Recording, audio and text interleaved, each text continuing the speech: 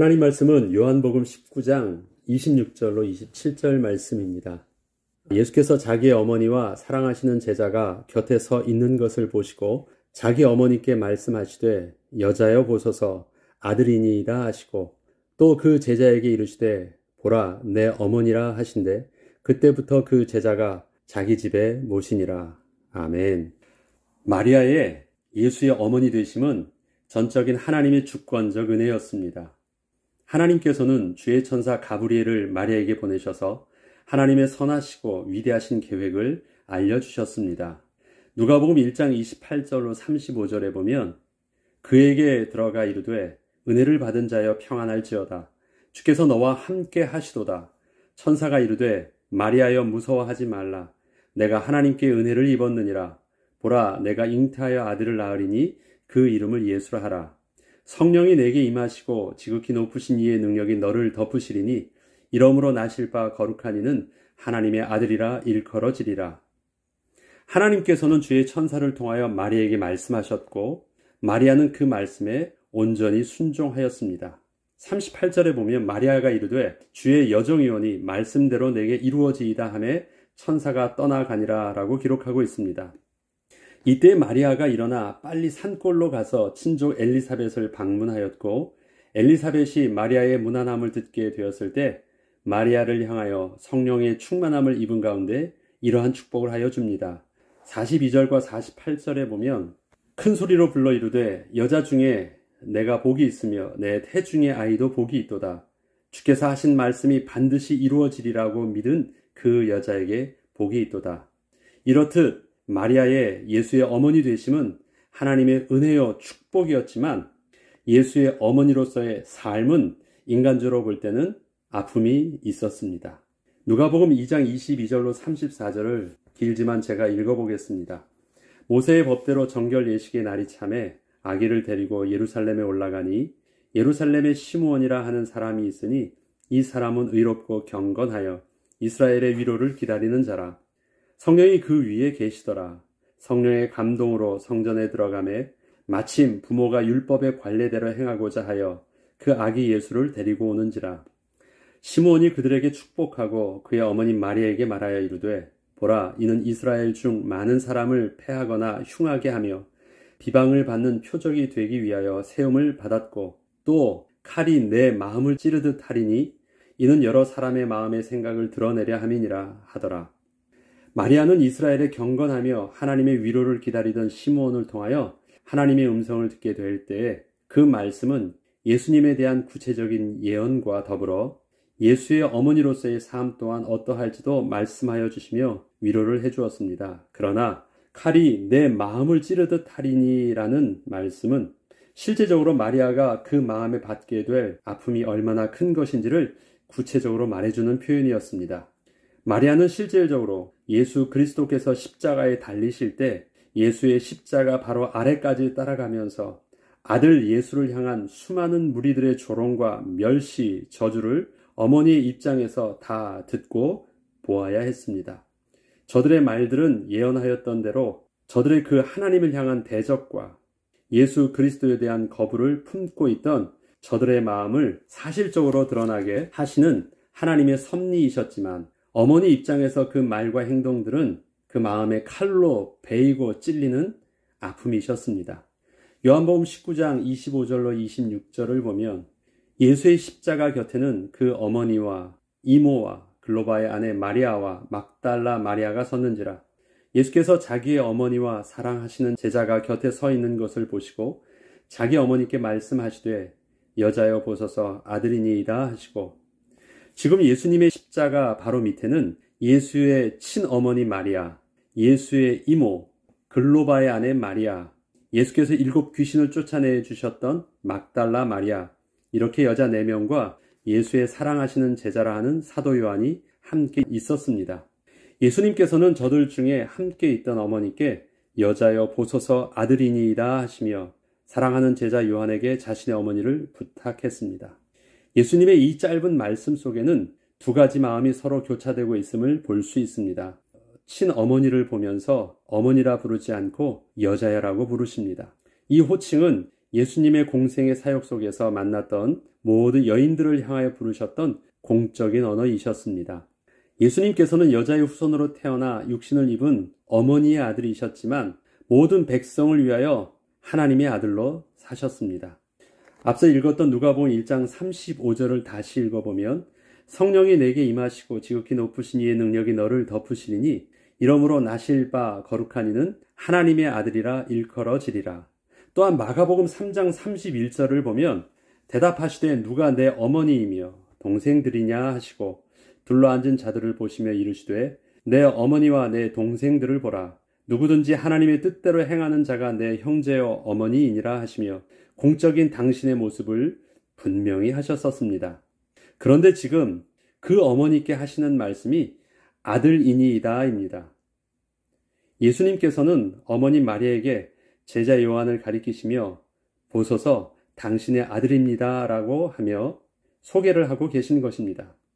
예수님의 이 마음은 그동안 어머니를 개인적으로는 모실 수 없었지만 어머니를 향한 아들의 마음을 담아 제일 사랑하는 제자에게 아들과 같은 역할을 맡기신 것입니다. 예수님께서는 분명 이 땅에서 그리스도라는 직분으로 공적인 삶을 사셨지만 인간의 육신적인 관계를 무시한 것은 아니셨습니다. 어머니 마리아는 잉태될 때부터 주의 천사를 통해서 태어날 아이가 그리스도란 사실을 알고 있었으나 예수는 분명 자기의 몸에서 태어난 육신의 아들임에는 틀림이 없었습니다. 지금 하나님의 주권 속에서 십자가에 매달려 있는 예수를 아무 말 없이 바라보고 있지만 그 마음을 예수님은 모르지 않으셨습니다. 예수님은 어머니 마리아의 마음을 헤아려 들고 있습니다. 지금껏 그렇게 특별하게 표현하신 적이 없으셨지만 어머니의 삶을 소중하게 위로해 드리고 있는 것입니다. 27절을 보면 또 그 제자에게 이르시되 보라 내 어머니라 하신대 그때부터 그 제자가 자기 집에 모시니라. 누가복음 23장 27절에는 그를 위하여 가슴을 치며 슬피 우는 여자의 큰 무리가 따라오는지라 라고 설명하고 있는데 여기에는 분명 어머니 마리아도 누구보다도 크게 슬퍼하고 있었을 것입니다. 십자가에 매달려 있는 자식을 지금 눈앞에서 보고 있는 어머니의 마음은 어떠할까요? 그럼에도 불구하고 어머니 마리아는 슬픔을 가슴으로 삼키신 채 그 아들 예수님을 위해서 그 현장을 그대로 지키고 있는 것입니다. 예수님께서는 지금 이러한 어머니의 고통을 그대로 함께 느끼면서 그 어머니를 십자가에서 보고 계셨습니다. 그리고 예수님은 이러한 자신의 어머니를 위해서 사랑과 위로의 마음을 담아 어머니에게 말씀을 건넨 것입니다. 그리고 요한에게는 그 어머니를 부탁을 하고 있습니다. 27절에는 보라 내 어머니라 하신대 그때부터 그 제자가 자기 집에 모시니라 라고 설명하고 있습니다.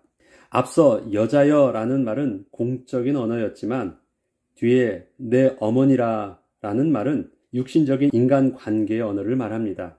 신이 요한에게 어머니와 아들의 관계로 새롭게 연결해 주셨습니다. 이 가족 관계는 요한에게는 영적인 의미뿐 아니라 육신적인 사랑의 보살핌을 부탁하고 있는 것입니다. 예수님께는 친형제의 누이가 있었음에도 불구하고 예수님은 어머니 마리아를 요한에게 부탁하였습니다. 친어머니처럼 모셔달라는 부탁을 하신 것입니다. 예수 그리스도를 통하여 새롭게 거듭난 그리스도인들은 새로운 가족 공동체가 생겼습니다. 주 안에서 새롭게 맺어진 한 어머니요, 아버지요, 형제요, 자매가 된 것입니다. 예수님은 그리스도로 하나 된 우리에게도 요한에게 이제는 너의 어머니라 말씀하시며 보호와 위로를 부탁하셨듯이 그렇게 서로 섬기며 위로하라고 말씀하십니다. 히브리서 10장 19절로 25절에는 그러므로 형제들아 우리가 예수의 피를 힘입어 성소에 들어갈 담력을 얻었나니 그 길은 우리를 위하여 휘장 가운데로 열어놓으신 새로운 살 길이요 휘장은 곧 그의 육체니라. 우리가 마음의 뿌림을 받아 악한 양심으로부터 벗어나고 몸은 맑은 물로 씻음을 받았으니 참 마음과 온전한 마음으로 하나님께 나아가자. 또 약속하시는 이는 미쁘시니 우리가 믿는 도리의 소망을 움직이지 말며 굳게 참고 서로 돌아보아 사랑과 선행을 격려하며 모이기를 패하는 어떤 사람들의 습관과 같이 하지 말고 오직 권하여 그날이 가까움을 볼수록 더욱 그리하자. 이렇게 성도의 서로 권면을 하고 있습니다. 바울은 각 지역에 있는 교회 성도들에게 안부를 물을 때 늘 빠지지 않는 사람들이 있었습니다. 그것은 젊어서 열심을 다하여 주님의 일을 섬기시던 나이 드신 여자 성도들에 대한 문안을 절대 잊지 않은 것입니다. 그분들은 지난날 힘써 수고를 하였지만 지금은 많은 성도들의 도움을 받아야 할 연약한 자가 된 분들이었습니다. 바울은 그분들을 가리켜 자신의 어머니라고 소개를 하였습니다. 그런 분들을 교회의 지체들에게 나의 어머니처럼 섬겨달라고 부탁을 한 것입니다. 하나님은 또한 젊은 우리들을 통해서 주 안에서 믿음의 어른들을 동일하게 살피시기를 원하십니다. 이것이 그리스도 안에서 이루어지는 성도의 교제인 것입니다. 우리가 교회 안에서 나이 드신 어른들을 귀하게 섬기는 이유는 보라 내 어머니라 말씀하시는 예수님의 말씀에 순종해서 섬기는 것입니다. 젊어서의 수고가 하나님 앞에서 헛되지 않았음을 믿음의 상속을 받은 젊은 성도들을 통해서 교회에서 드러내기를 하나님께서는 원하십니다. 또한 연약한 믿음의 지체들과 나의 보살핌을 필요로 하는 사람들에게 대한 실제적인 관심도 지속되어야 하겠습니다. 마가복음 7장 11절에는 너희는 이르되 사람이 아버지에게나 어머니에게나 말하기를 내가 드려 유익하게 할 것이 고르반 곧 하나님께 드림이 되었다고 하기만 하면 그만이라 하고 자기 아버지나 어머니에게 다시 아무것도 하여 드리기를 허락지 아니하여라는 말씀이 있습니다. 이 말씀은 부모님께 순종하지 않는데 하나님께 드림이 되었다라고 하면 부모님께 공양하지 않아도 된다라는 그런 말은 하지 말라고 하는 것입니다. 말씀을 통하여 하나님을 향한 사랑이 이 땅에서 우리에게 맺어주신 가정의 부모님과 관계 속에서 섬김과 사랑으로 온전히 드러나야 함을 주님께서 구체적으로 말씀해 주신 것입니다. 하나님께서 맺어주신 우리의 육신의 부모님과 또한 교회 공동체 안에서 성도들을 향한 사랑의 수고와 섬김을 통하여 예수님께서 우리에게 심어놓으신 사랑의 씨앗이 생명의 열매로 맺어지길 바랍니다. 예수 그리스도께서 우리에게 부활의 생명을 허락하여 주셨습니다. 그 생명 가진 자의 삶은 이 땅에서도 나중 내세의 삶뿐만 아니라 이 땅에서도 생명이 생명 낳는 삶을 살기를 원하십니다. 그것은 단지 신앙으로 공적으로 예수님만을 위한 삶을 산다고 하며 우리의 신앙이 한쪽 방향으로만 치우치지 말고 내 이웃을 내 몸과 같이 사랑하라 하신 말씀처럼 우리의 사랑은 첫째로는 하나님께 사랑이요 그 다음에 그와 동일하게 이웃의 사랑도 함께 되는 신앙의 균형을 맞춘 삶의 모습이 우리에게는 함께 되어야 되겠습니다. 기도하겠습니다. 거룩하신 하나님 참 감사합니다. 주님께서 사랑하는 제자 요한을 통하여 육신의 어머니를 그렇게 내 어머니처럼 섬기라고 맡기셨습니다. 주님께서 우리에게도 동일하게 이 땅에서 우리에게 허락하신 부모님과 이 땅에서 신앙의 공동체를 통해서 새롭게 어머니로 섬기게 하신 또 많은 분들에게 하나님 그렇게 섬기기를 주님께서 동일하게 우리에게 말씀하여 주신 것임을 우리가 믿고 그 말씀에 순종하기를 원합니다. 그래서 우리가 받은 사랑의 빛을 또 우리도 사랑해 주며 생명이 생명 낳는 열매를 맺을 수 있도록 은혜를 내려 주옵소서. 감사드리며 우리 주 예수 그리스도 이름으로 기도합니다. 아멘.